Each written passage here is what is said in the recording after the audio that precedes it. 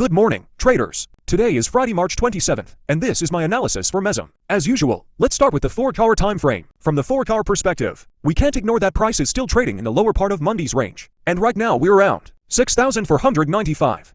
We also have a key low sitting at 6,481, and for me, that remains the main downside liquidity level for today. My expectation is that price may come down and tap 6,481. On the upside, I do not expect price to push much higher than 6,568. That level is important because it lines up with the area just below this 4-hour order block, which is highlighted in green. So if price pushes higher into that zone, I'll be watching closely for a possible sell setup from there. Now moving into the 1-hour time frame. On the 1-hour chart, the structure is still basically the same. If we get a 1-hour candle close above 6,568, then price could continue higher towards 6,595.